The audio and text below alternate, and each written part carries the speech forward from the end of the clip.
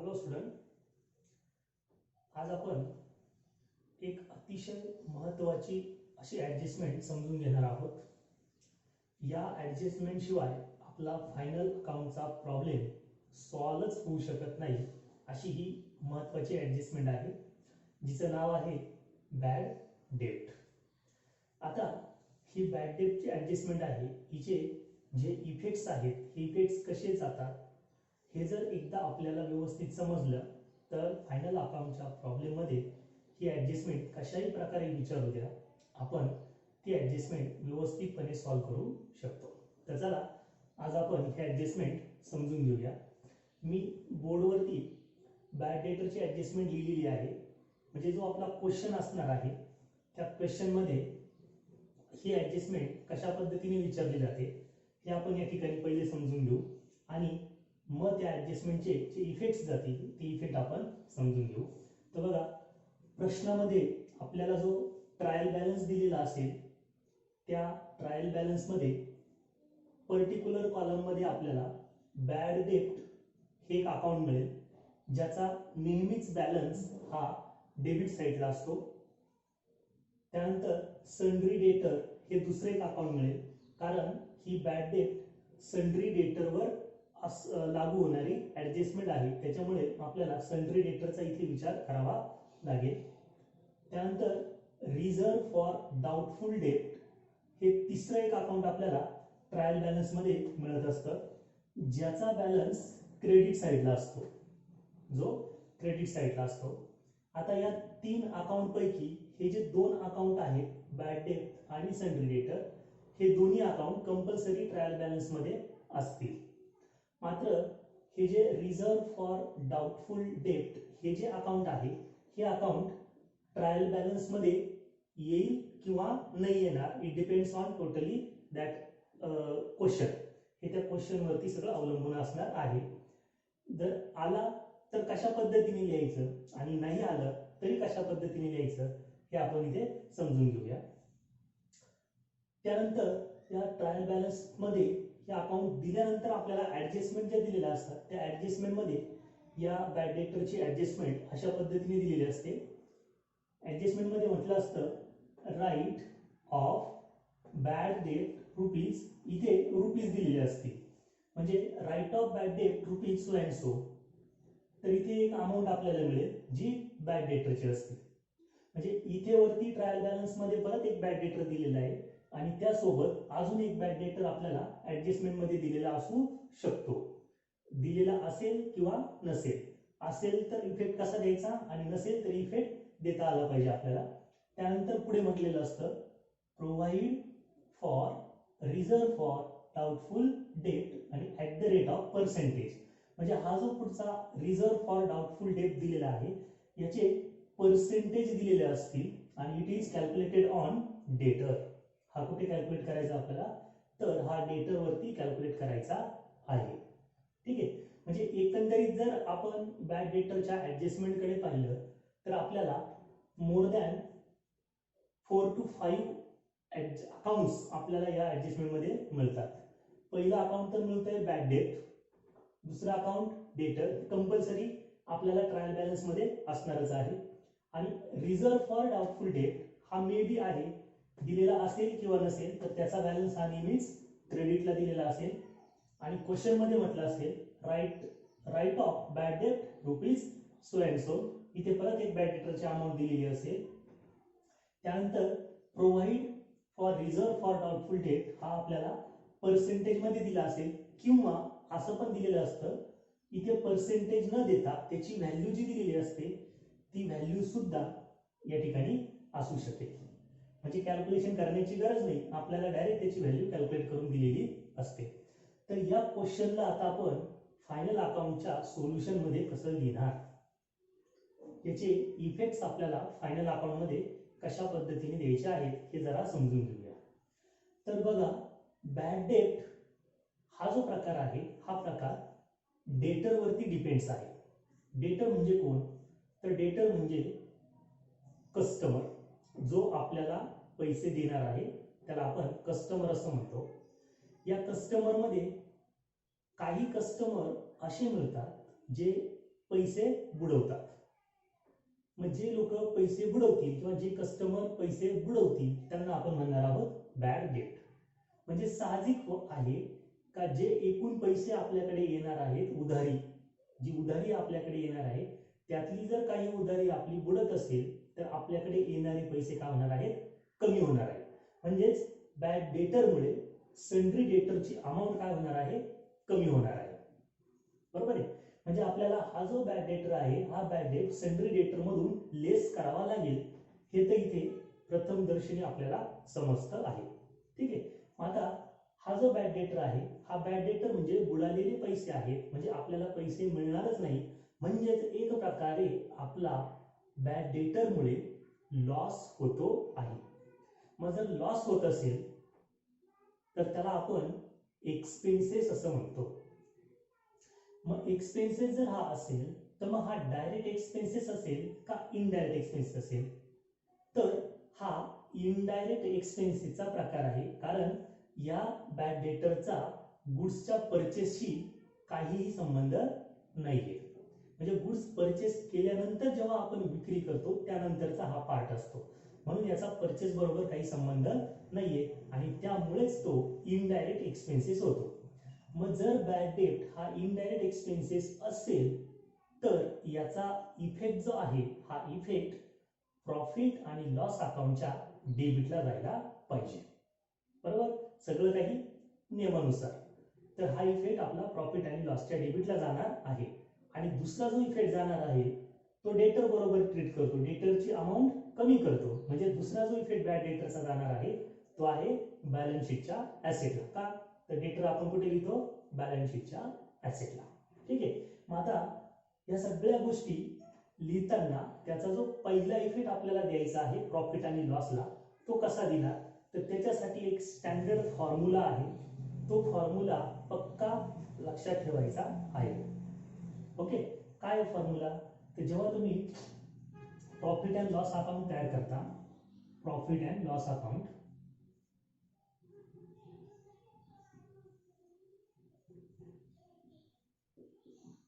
तर या प्रॉफिट आणि लॉस अकाउंटला आपल्याला याचा जो इफेक्ट आहे तो इफेक्ट अशा पद्धतीने द्यायचा आहे.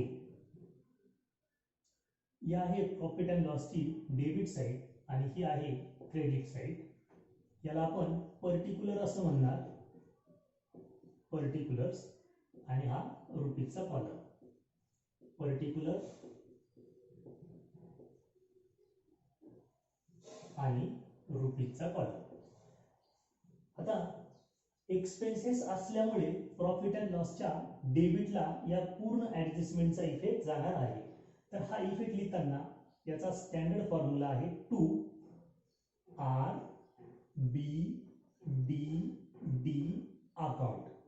अशी सुरुवात आपल्याला याची करायची आहे, 2 RBDD अकाउंट. त्याच्यानंतर पुढच्या ओळीवर आपल्याला बॅड डेट काय लिहायचं आहे, बॅड डेट लिहायचा आहे. आता हा जो बॅड डेट आहे हा बॅड डेट तुम्हाला कुठे मिळणार आहे, तर हा बॅड डेट ट्रायल बॅलन्सच्या डेबिटला आपल्याला मिळणार आहे. ओके, कुठे असतो बॅड डेट, ट्रायल बॅलन्सच्या डेबिटला. मग त्याची जी अमाऊंट आहे ही अमाऊंट आपण ट्रायल बॅलन्स वरनं इथे फॉरवर्ड करणार आहोत. क्लिअर. त्याच्यानंतर आपल्याला प्लस करायचं आहे. काय प्लस करायचं आहे, तर हा बॅड डेटर आहे आणि ऍडजस्टमेंट मध्ये परत एक बॅड डेटर आपल्याला दिलेला आहे. म्हणजे 2 बॅड डेटर झाले. मग जर 2 बॅड डेटर असतील म्हणजे एकाचं हा एक मोठा भाऊ म्हणून आपण त्याला, आणि हा एक छोटा भाऊ, दिस इज काळू आणि दिस इज बाळू. काळू बाळू दोघे एकत्र करणार आपण. ठीक आहे.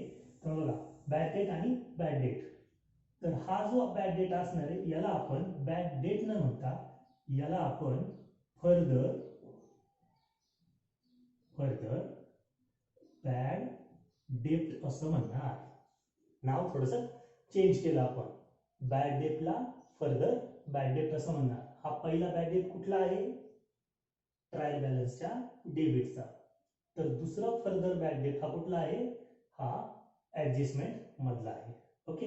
मग त्याची जी व्हॅल्यू दिली असेल ती व्हॅल्यू आपण इथे पुट करणार. इथपर्यंत झालं. आता या नंतर आपल्याला परत एक प्लस द्यायचा असतो. कोणता प्लस?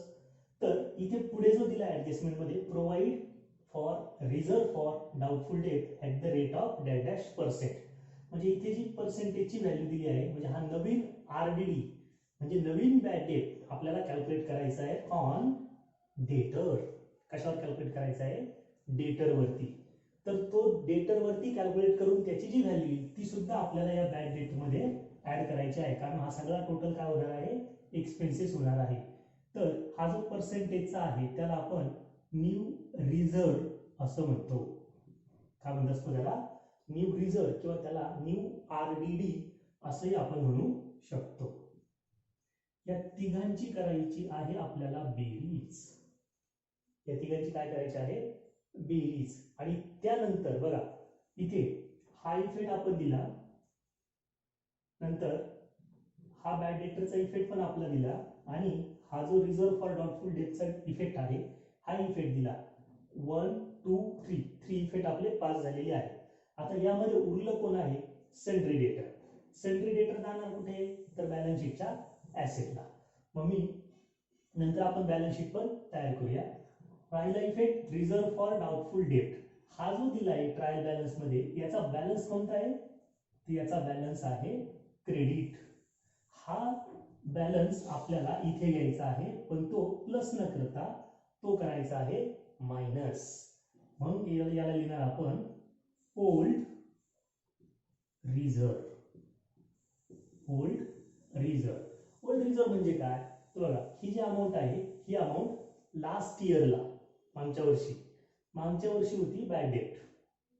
मागच्या अकाउंटिंग इयर मध्ये ती बुडालेली होती, म्हणून ती बॅड डेट होती. आता चालू इयर मध्ये ते बुडालेले पैसे आपल्याला परत मिळाले. जे आपण म्हणजे बुडाले म्हणून सोडून दिले होते, अशी कॅश आपल्याला या वर्षामध्ये परत मिळालेली आहे. मग ते आपलं झालेलं आहे इन्कम. काय झालेलं आहे? इन्कम. आणि हा आहे टोटल एक्सपेन्सेस. म्हणून इन्कम आणि एक्सपेन्सेस दोघं एकत्र येऊ शकत नाही, दोघांची बेरीज होऊ शकत नाही. दोघं काय होतील? मायनस होतील. आणि मॅथमॅटिक्स मध्ये नियम पण आहे प्लस मायनस मायनस. तर तोच नियम आपल्याला अकाउंट मध्ये सुद्धा वापरायचा आहे. म्हणून हा जो ओल्ड रिझर्व आहे हा कुठे? ट्रायल बॅलन्सच्या क्रेडिटला. हा ओल्ड रिझर्व आपण या एक्सपेन्सेस मधनं लेस करणार आहोत. सो लेस, आणि जे काही उरेल हा आपला टोटल बॅड डेटरचा एक्सपेन्सेस असणार आहे. क्लिअर? बघा हा बॅड डेट कुठला आहे? हा बॅड डेट कुठला आहे? ट्रायल बॅलन्सच्या डेबिटचा. फर्दर बॅड डेट कुठला आहे? ऍडजस्टमेंट मधला. न्यू रिझर्व कुठे असतो? ऍडजस्टमेंट मध्ये दिलेला असतो, किंवा कॅल्क्युलेट करायचा असतो, पण तो ऍडजस्टमेंट मध्येच असतो. आणि ओल्ड रिझर्व कुठे? ओल्ड रिझर्व ट्रायल बॅलन्सच्या क्रेडिटला आहे. ट्रायल बॅलन्सच्या क्रेडिटला आहे. इथपर्यंत झालं क्लिअर? आता बघा इथे एक ट्रिक पण आहे छोटीशी, इथे मॅजिक पण करतं कधी. समजा this amount plus this amount plus this amount, and this is the total of these three amounts. आता ही जी टोटल आली, या तिघांची जी टोटल आली ती टोटल जर मोठी असेल आणि ओल्ड रिझर्वची टोटल कमी असेल, म्हणजे ह्या ज्या दोन व्हॅल्यू आहेत, समजा एक एक्झाम्पल म्हणून ही व्हॅल्यू 5000 रुपीज आली आणि ही व्हॅल्यू 3000 रुपीज असेल या पद्धतीने, तर यांची वजाबाकी सरळ सरळ होते. बरोबर आहे? मग जर ही वजाबाकी सरळ सरळ होत असेल तर हे प्रॉफिट अँड लॉसच्या डेबिटला असंच्या असं आपल्याला लिहायचं आहे. ठीक आहे? पण जर हे उलट झालं, इथे आहे 3000 आणि इथे आहे 5000, तुम्ही हे सगळं प्रॉफिट अँड लॉसच्या डेबिटला लिहित आला आणि लिहिल्यानंतर कळालं आपल्याला इकडे 3000 आहे आणि इकडे 5000 आहे. आता मला सांगा 3000 मधून 5000 रुपीज लेस होतील का? होणार नाही. बरोबर? मग अशा अपवादात्मक परिस्थितीमध्ये हा पूर्ण इफेक्ट प्रॉफिट अँड लॉसला न लिहिता तो प्रॉफिट अँड लॉसच्या क्रेडिटला लिहायचा असतो. नोट काय आहे बघा, note very very important note आहे. जर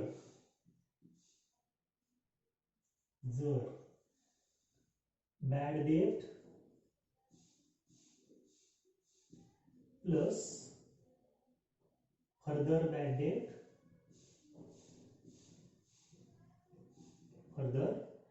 डेट प्लस न्यू रिझर्व यांची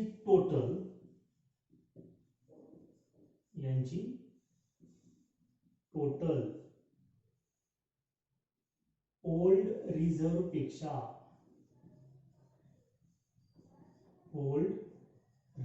पेक्षा कमी असेल. काय असेल? कमी. तर ही adjustment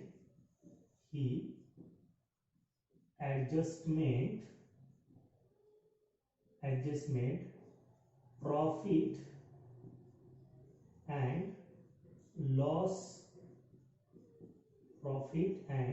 loss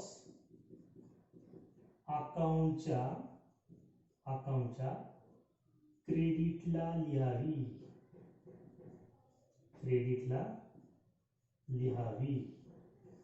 very very important. जर प्रॉफिट आणि लॉस मध्ये डेबिटला लिहिताना या तिघांची टोटल ओल्ड रिझर्व पेक्षा कमी आली तर वजाबाकी होत नाही आणि त्यावेळेस हा पूर्ण इफेक्ट डेबिटला न लिहिता तो प्रॉफिट अँड लॉसच्या क्रेडिटला लिहायचा. कुठे लिहायचा? क्रेडिटला. तर तो क्रेडिटला कसा लिहिणार? तर तो क्रेडिटला लिहिताना त्याला बाय म्हणायचं आहे. मी मुद्दाम ग्रीन कलर मध्ये लिहितो आहे. By RBTD account. आणि इथे हा इफेक्ट उलटा लिहित चालायचा आहे. कसा लिहायचा आहे? उलटा. म्हणजे पहिला येणार आहे ओल्ड रिझर्व, त्यातून लेस करायचा बॅड डेट,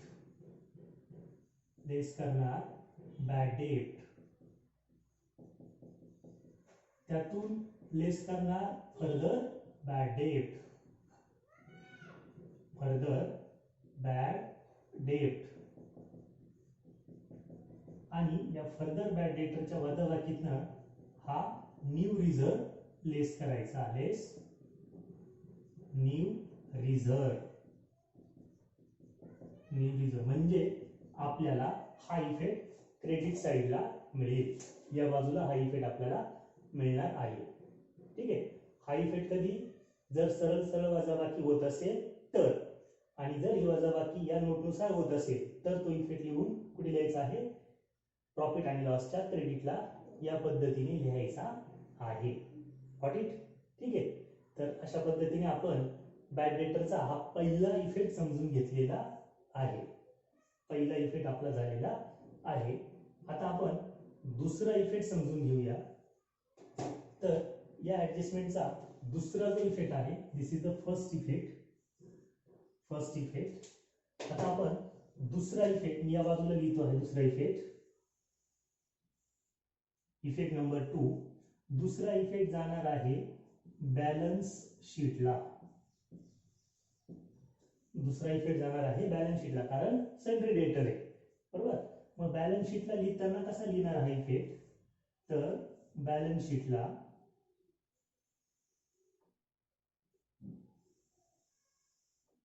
ही आहे आपली ऍसेट साइड आणि ही आहे लायबिलिटी साइड. तर आपल्याला ऍसेट साइडला इकडे पहिलं कोण येणार आहे? तर सन्ड्री डेटर. हा सन्ड्री डेटर पहिले लिहिणार. या सन्ड्री डेटर मधनं हा जो फर्दर बॅड डेटर दिलेला आहे, हा फर्दर बॅड डेटर जो आपण इथे पण लिहिला आहे, हा फर्दर बॅड डेटर पहिला लेस करायचा, less further bad debt, further bad debtor less केला. हा लेस केल्यावर ही जी व्हॅल्यू येणार आहे, या व्हॅल्यूवरती ह्या पर्सेंटने, या व्हॅल्यूवरती या पर्सेंटने कॅल्क्युलेशन करायचं, म्हणजे आपल्याला हा न्यू रिझर्व मिळतो. ठीक आहे, म्हणजे न्यू रिझर्वची जी व्हॅल्यू आहे ती कुठे मिळणार आहे तुम्हाला, बॅलन्स शीट मधनं मिळणार आहे. मग इथे तो जो न्यू रिझर्व येईल तो पण काय करायचा आहे, आपल्याला लेस करायचा आहे. न्यू रिझर्व लेस करायचा, म्हणजे आपल्याला इथे डेटरची फायनल अमाऊंट मिळते. काय होतं, डेटरची फायनल अमाऊंट मिळते. ठीक आहे, अजून परत एकदा समजून घ्या. न्यू रिझर्वची जी व्हॅल्यू आहे इथे पण आणि इथली पण, या दोन्ही व्हॅल्यू काय असतील, सेम असतील. फर्दर बॅड डेटर आणि हा बॅड डेटर दोघं एकच आहे. ही जी व्हॅल्यू आहे ही व्हॅल्यू तुम्हाला कुठे मिळेल, जेव्हा तुम्ही बॅलन्स शीट मध्ये याल, बॅलन्स शीट मध्ये डेटर लिहिणार, डेटर नंतर फर्दर बॅड डेटर लेस करणार, आणि लेस केल्यावर ही जी व्हॅल्यू येणार आहे, ही व्हॅल्यू, या व्हॅल्यूवरती आपल्याला त्या पर्सेंटेजनुसार, या पर्सेंटेजनुसार कॅल्क्युलेशन करायचं आहे. आणि कॅल्क्युलेशन केल्यावर जे उत्तर मिळेल ते उत्तर आपल्याला न्यू रिझर्वची व्हॅल्यू म्हणून लिहायची आहे. मग ती व्हॅल्यू इथे पण लिहिणार आणि प्रॉफिट अँड लॉसच्या डेबिटला किंवा प्रॉफिट अँड लॉसच्या क्रेडिटला जिथे येईल तिथे आपल्याला ही व्हॅल्यू लिहायची आहे. आलं लक्षात? तर अशा पद्धतीने या बॅड डेटरचा इफेक्ट आपल्याला प्रॉफिट अँड लॉस आणि बॅलन्स शीटला द्यायचा आहे.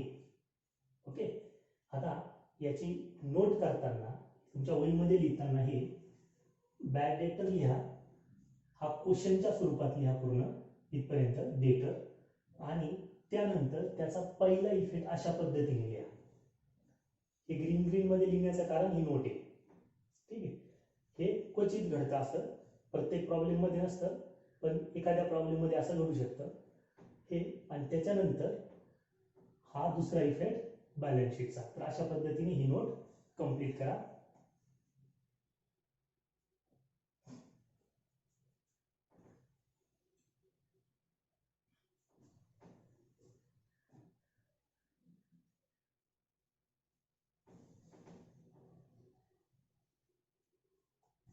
ओके, आता पुढची ऍडजस्टमेंट आपण बघूया.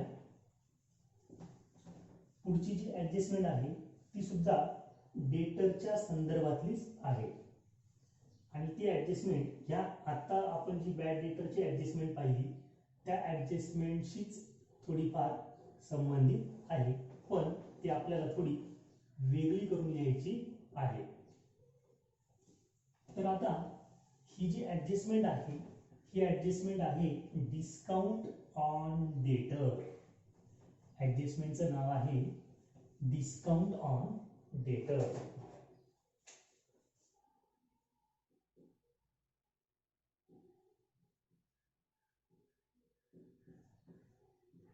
डिस्काउंट ऑन डेटर. काय करायचं आहे, डेटरवरती डिस्काउंट काढायचा आहे. ही जी ऍडजस्टमेंट आहे ही ऍडजस्टमेंट खूप इम्पॉर्टंट आहे. काय इम्पॉर्टंट आहे, तर ह्या ऍडजस्टमेंट सोबत याच्या आधीची जी ऍडजस्टमेंट आहे बॅड डेटची ती ऍडजस्टमेंट सुद्धा असते. मग आपण काय करतो, आपण गोंधळून जातो, आपल्याला कन्फ्यूज होतो आपण, आपल्याला कळत नाही काय करायचं नक्की. बॅड डेटर पहिलं कॅल्क्युलेट करायचा का डिस्काउंट द्यायचा, डिस्काउंट देऊन मग न्यू रिझर्व कॅल्क्युलेट करायचा, असा काहीतरी गोंधळ आपला झालेला असतो. तर इथे काळजीपूर्वक लक्षात ठेवा, बॅड डेटरची पूर्ण ऍडजस्टमेंट सॉल्व्ह करून घ्यायची. जर डिस्काउंट ऑन डेटर आलेलं असेल तर बॅड डेटरचे जेवढे इफेक्ट आहेत ते सगळे इफेक्ट देऊन घ्यायचे. ते दिल्यानंतर तुम्हाला बॅड डेटरची फायनल अमाऊंट मिळणार आहे जी तुम्ही प्रॉफिट अँड लॉसला ट्रान्सफर करणार. त्यानंतर बॅलन्स शीटला जो डेटर लिहिलेला असतो आपण, त्या डेटरमध्ये काय केलेलं असतं आपण, डेटर काय केलेलं असतं, बॅलन्स शीटला जेव्हा डेटर लिहितो आपण तर हा डेटर, त्या डेटर मधनं आपण फर्दर बॅड डेटर लेस केलेला असतो, फर्दर बॅड डेट. त्यानंतर आपण न्यू रिझर्व लिहित असतो, न्यू रिझर्व कॅल्क्युलेट करून लिहिलेला असतो, न्यू रिझर्व. आणि आता हे सगळं केल्यावर आपल्याला इथे एक फायनल अमाऊंट मिळते. ही अमाऊंट डेटरची फायनल अमाऊंट असते, बरोबर आहे. जर ऍडजस्टमेंट मध्ये डिस्काउंट ऑन डेटर ही ऍडजस्टमेंट आली तर हे सगळं कॅल्क्युलेशन करून ही जी फायनल अमाऊंट येईल या फायनल अमाऊंट वरती हा डिस्काउंट ऑन डेटर कॅल्क्युलेट करायचा, त्याच्या आधी करायचा नाही. काळजीपूर्वक लक्षात ठेवा, ठीक आहे. मग याच्यानंतर येणार आहे लेस डिस्काउंट ऑन डेटर, डिस्काउंट ऑन डेटर, डिस्काउंट ऑन डेटर. अशा पद्धतीने हा इफेक्ट आपल्याला बॅलन्स शीटला द्यायचा आहे. डिस्काउंट ऑन डेटर कधी काढायचा आहे आपल्याला, तर डिस्काउंट ऑन डेटर आपल्याला कॅल्क्युलेट करायचा आहे डेटरवर आरडीडीच्या, आरडीडी म्हणजे न्यू रिझर्व किंवा बॅड डेट, आरडीडीचे सर्व इफेक्ट देऊन झाल्यावर, आरडीडीचे सगळे इफेक्ट देऊन झाल्यावर डिस्काउंट काढणे, त्याच्या आधी डिस्काउंट काढायचा नाही. म्हणून डिस्काउंट ऑन डेटरची ऍडजस्टमेंट ज्या वेळेस येईल त्यावेळेस बॅलन्स शीट मधनं त्याची सुरुवात करायची. बॅलन्स शीट मध्ये गेल्यावर डेटरची जी व्हॅल्यू आली असेल त्या व्हॅल्यूवरती हा डिस्काउंट कॅल्क्युलेट करायचा. हे आहे तुमचं बॅलन्स शीट. बॅलन्स शीट म्हणजे हा इफेक्ट जाणार आहे बॅलन्स शीटला. आणि त्यानंतर डिस्काउंट हा एक्सपेन्सेस आहे म्हणून दुसरा जो इफेक्ट जाणार आहे तो प्रॉफिट आणि लॉस अकाउंटच्या डेबिटला. प्रॉफिट आणि लॉसच्या डेबिटला आपल्याला हा इफेक्ट लिहायचा आहे. हा इफेक्ट कसा लिहायचा, तर हा डिस्काउंट बॅड डेटरची जी ऍडजस्टमेंट आहे याच्या आधीच पाहिजे आपण, तिच्यामध्ये लिहायचा नाही.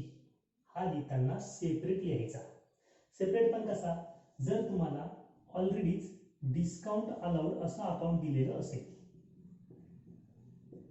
जे ट्रेडिंग अकाउंटला, नीट ऐका, ट्रेडिंग अकाउंट मध्ये ट्रायल बॅलन्स मध्ये तुम्हाला डेबिटला डिस्काउंट असं अकाउंट दिलेलं आहे, समजा हे अकाउंट तुमच्याकडे ऑलरेडी आहे, तर ते तुम्ही प्रॉफिट आणि लॉसच्या डेबिटला लिहिणार. आणि हा जो डिस्काउंट ऑन डेटर आहे हा ज्यावेळेस इथे कॅल्क्युलेट कराल तो कॅल्क्युलेट केल्यावर तो या डिस्काउंट मध्ये ऍड करायचा, प्लस डिस्काउंट ऑन डेटर तो तुम्हाला या ठिकाणी ऍड करायचा आहे. हा दुसरीकडे ऍड करायचा नाही. जर डिस्काउंट हे अकाउंटच तुम्हाला दिलेलं नाहीये ट्रायल बॅलन्स मध्ये त्यावेळेस तुम्ही टू डिस्काउंट ऑन डेटर असं डायरेक्ट प्रॉफिट अँड लॉसला लिहायचं आहे. क्लिअर का, ठीक आहे. तर डिस्काउंट ऑन डेटर पहिलं काय करणार, बॅलन्स शीट मध्ये जाऊन कॅल्क्युलेट करायचं, कारण इथे तुम्हाला व्हॅल्यू मिळणार त्याची, दुसरीकडे व्हॅल्यू मिळणार नाही. इथे ती व्हॅल्यू तुम्हाला मिळाली, त्याची अमाऊंट इथे तुम्हाला कॅल्क्युलेट करता आली तर तो इफेक्ट इथून प्रॉफिट अँड लॉसच्या डेबिटला ट्रान्सफर करायचा. जर आधी डिस्काउंट अकाउंट असेल तर त्याच्यामध्ये प्लस करायचं, आणि जर डिस्काउंट अकाउंट नसेलच तर डायरेक्ट टू डिस्काउंट ऑन डेटर या नावाने त्याची एंट्री प्रॉफिट अँड लॉसच्या डेबिटला पास करायची. क्लिअर, याने हा पहिला इफेक्ट आणि हा दुसरा इफेक्ट, पण सोडवताना इकडनं जायचंय मग इकडे यायचंय, ठीक आहे. म्हणून मी अशाच पद्धतीने इथे नोंद केलेली आहे.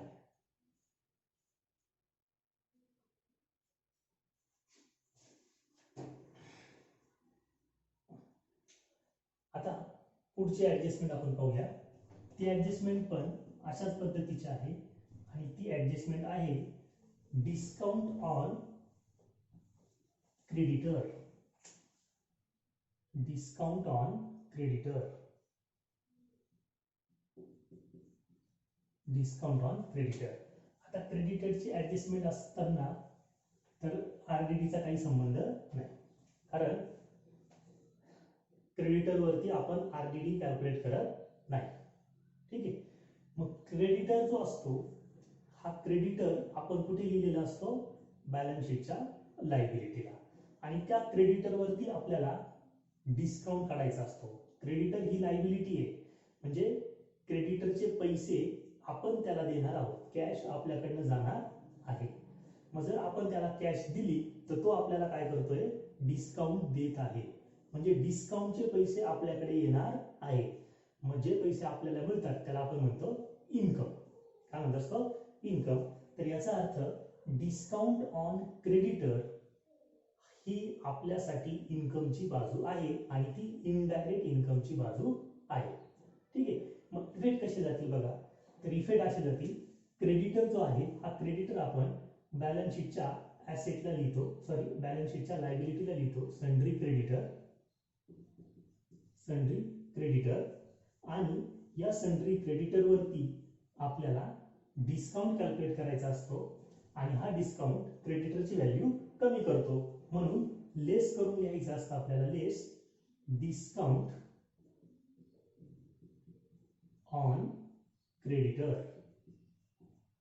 Discount on creditor. आणि जो डिस्काउंट येईल तो या ठिकाणी आपल्याला पास करायचा असतो. तर अशी एक सिंपल ऍडजस्टमेंट डिस्काउंट ऑन क्रेडिटरची पास होते. त्यानंतर इथे आलेला हा जो डिस्काउंट आहे हा डिस्काउंट आपल्याला प्रॉफिट आणि लॉसला ट्रान्सफर करायचा असतो. हा डिस्काउंट बिझनेसचा इनडायरेक्ट इन्कम आहे, त्यामुळे त्याचा इफेक्ट प्रॉफिट आणि लॉसच्या क्रेडिटला ट्रान्सफर होणार आहे. बाय इकडे पण जर ट्रायल बॅलन्स मध्ये जर डिस्काउंट दिलेला असेल, ज्याला आपण डिस्काउंट रिसिव्ड म्हणतो, तो जर दिलेला असेल तर हा क्रेडिटर वरती आलेला डिस्काउंट या डिस्काउंट मध्ये ऍड करून घ्यायचा, डिस्काउंट ऑन क्रेडिटर, तो इथे काय होणार आहे, ऍड होणार आहे. आणि जर ट्रायल बॅलन्स मध्ये डिस्काउंट रिसिव्डच नाही दिलेला तर मग तुम्हाला direct bye discount on creditor असं क्रेडिटला लिहायचं आहे. तर अशा पद्धतीने डिस्काउंट ऑन क्रेडिटरचे दोन इफेक्ट पास होतील, क्रेडिटर मध्ये लेस होईल आणि प्रॉफिट आणि लॉसच्या क्रेडिटला आपल्याला तो इथे लिहिता येईल. काय सर, ठीक आहे. तर आज आपण आजच्या या लेक्चरमध्ये बॅड डेटरची ऍडजस्टमेंट समजून घेतली, त्याचे जे इफेक्ट्स आहेत ते इफेक्ट आपण समजून घेतले.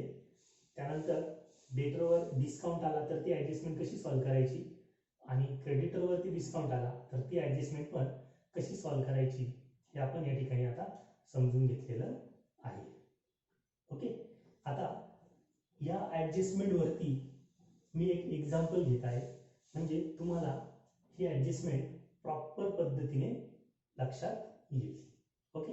तर आपण ते एक्झाम्पल या ठिकाणी लिहून घेऊ आणि मग ते एक्झाम्पल कसं आहे ते एकदा समजून मग त्याचे इफेक्ट्स आपण समजून घेऊया.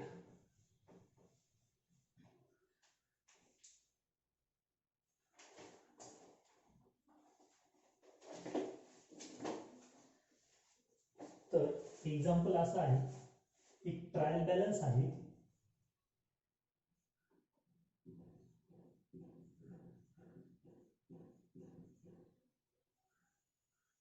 हा ट्रायल बॅलन्स दिलेला आहे.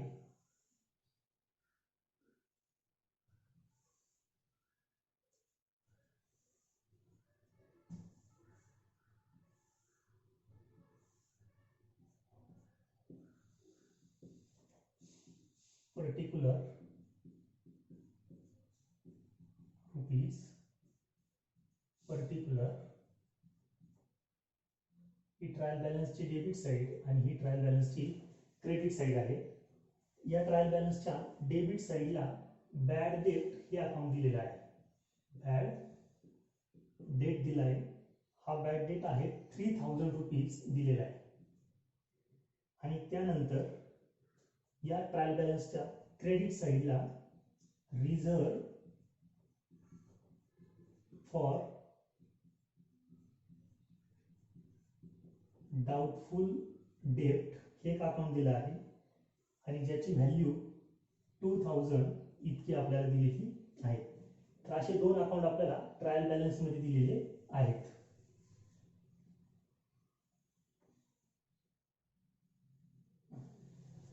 आता ऍडजस्टमेंट काय दिली बघा, तर ऍडजस्टमेंट असं म्हटलंय, प्रोव्हाइड, पहिलं दिलंय write off bad debt of rupees 4,000 and provide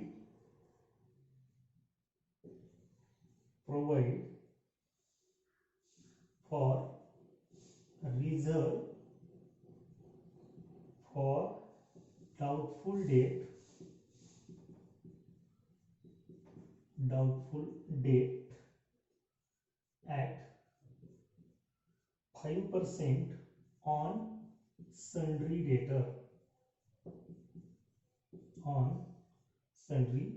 debtors. नंतर एक दुसरी ऍडजस्टमेंट त्याला जोडून आलेली आहे, provide reserve for discount on डेटर at 2% आणि इथे अजून एक अकाउंट आहे सन्ड्री डेटरचं, कारण त्याची गरज पडणार आहे. ही ऍडजस्टमेंट टोटली सन्ड्री डेटर वरती डिपेंड आहे, तो आहे 84,000. तर अशा पद्धतीने आपल्याला या ठिकाणी बॅड डेटर साठी ऍडजस्टमेंट दिलेल्या असतात. ओके, आता हे सोडवायचं कसं, तर तो पूर्ण जो फॉर्मॅट आहे प्रॉफिट अँड लॉसला दिलेला, तो पूर्ण फॉर्मॅट जसाच्या तसा प्रॉफिट अँड लॉसच्या डेबिटला उतरून काढायचा आणि त्यानंतर किमतींचा विचार करायचा. ठीक आहे, तर मी आता तेच काम करतोय.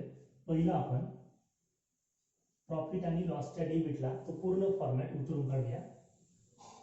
Profit and loss account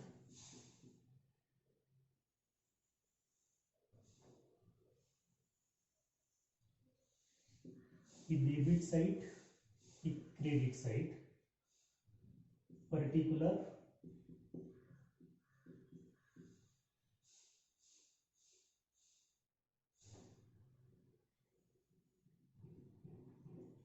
particular आणि हे रुपये. तर फॉर्मॅट काय आहे बॅड डेटरचा?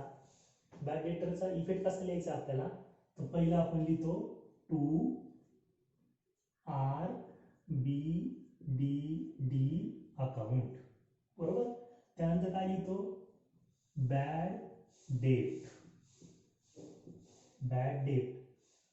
त्या बॅड डेट मध्ये काय करतो, प्लस करायचं असतं आपल्याला, फर्दर बॅड डेट. त्या फर्दर बॅड डेट मध्ये परत काय करतो आपण, न्यू रिझर्व ऍड करतो आणि त्यानंतर लेस ओल्ड रिझर्व. इथे येणारे तिघांची मिक्स. हा स्टँडर्ड फॉर्मॅट जो आपण या आधीच्या ऍडजस्टमेंट मध्ये असाच प्रॉफिट अँड लॉसला लिहिलाय, मी तो तसाच इथे उतरून काढलेला आहे, बाकी काही केलेलं नाही, बरोबर. आता हे झालं प्रॉफिट अँड लॉसला. याचा दुसरा इफेक्ट पुढे जातो बॅलन्स शीटला. मग मी इकडे खाली बॅलन्स शीट पण घेतो आहे. बॅलन्स शीट, दोघं गोष्टी आपल्याला सायमल्टेनियसली कराव्या लागतील. बॅलन्स शीट,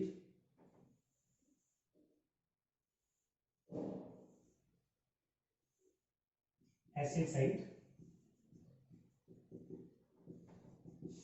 आणि ही लायबिलिटी साइड. बॅलन्स शीटला पण कसं लिहितो आपण, सन्ड्री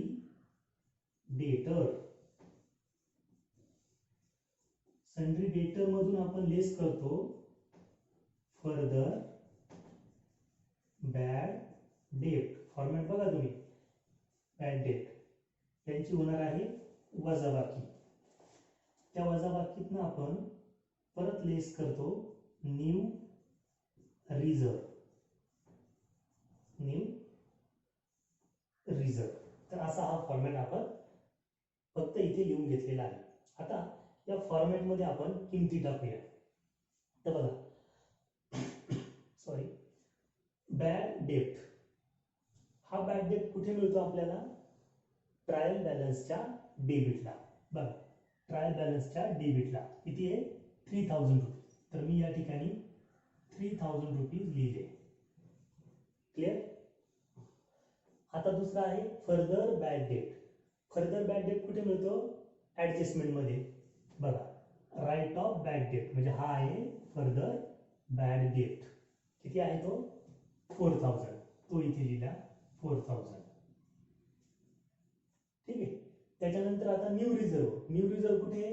तर इथे दिला बघा, डाऊटफुल डेट 5%. म्हणजे न्यू रिझर्व किती कॅल्क्युलेट करायचा आपल्याला? 5%. मग हा 5% कुठे कॅल्क्युलेट होऊ शकतो? इथे तर नाही, तो कुठे? बॅलन्स शीट मध्ये कॅल्क्युलेट होऊ शकतो. म्हणजे आपल्याला हा न्यू रिझर्व कॅल्क्युलेट करण्यासाठी बॅलन्स शीट मधल्या किमती सुद्धा भरून घ्याव्या लागतील. मग पहिलं कोण आहे? सन्ड्री डेटर. हा आहे सन्ड्री डेटर 84,000. तो आपण इथे लिहून घेतला 84,000. त्यानंतर further bad debt. Further bad debt adjustment मध्ये किती? तो 4000 रुपीज. तो 4000 आपण या ठिकाणी लिहून घेतला 4000. आता या दोघांची करायची आहे आपल्याला वजाबाकी, लेस. 84 मधनं 4 गेले, उरले 80,000. 80,000 रुपये उरले. आता हा जो डेटर आला आहे 80,000, या 80,000 वरती आपल्याला न्यू रिझर्व कॅल्क्युलेट करायचा आहे 5% ने. ठीक आहे. बघा, मी ते वर्किंग नोट मध्ये लिहितो. Working note 5% new reserve is equal to कशावरती? तर सन्ड्री डेटर. सन्ड्री डेटर आहे 84,000. 84 घ्यायचा का? तर नाही, किती आलाय तो? 80,000. मग मी इथे घेतला 80,000 इंटू किती पर्सेंट? 5%. 5 divided by 100.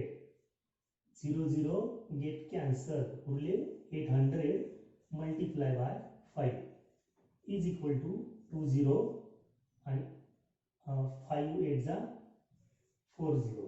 40. किती आला न्यू रिझर्व? 4000.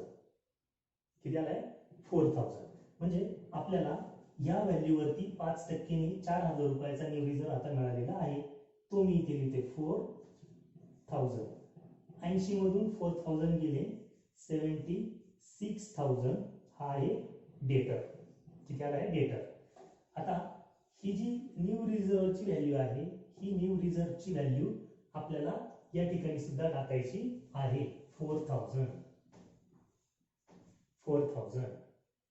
ओके. आता काय करायचंय? या तिघांची बेरीज. 4 आणि 3 7, 7 आणि 4 11. किती आले? 11,000 रुपये. 11,000 रुपये हा आरडीडी कॅल्क्युलेट झालेला आहे. या आरडीडी मधनं ओल्ड रिझर्व आपल्याला काय करायचं आहे? लेस करायचा आहे. लेस. मग हा ओल्ड रिझर्व कुठे असतो? तर तो ट्रायल बॅलन्सच्या क्रेडिटला.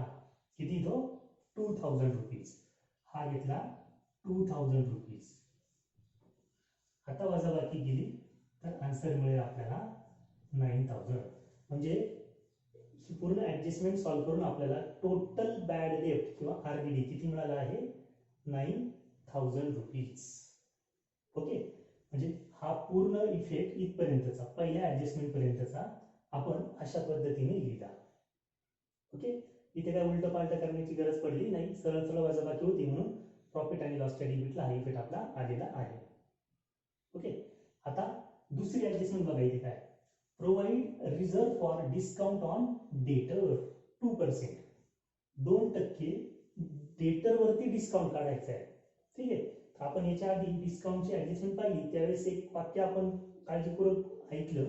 ते होतं, ऍसेटला डेटरची ऍडजस्टमेंट पूर्ण लिहून झाल्यानंतर जो फायनल डेटर इथे उरेल त्याच्यावरती डिस्काउंट ऑन डेटर कॅल्क्युलेट करायचा आहे आणि तो काय करायचा आहे? लेस करायचा आहे. म्हणून लेस डिस्काउंट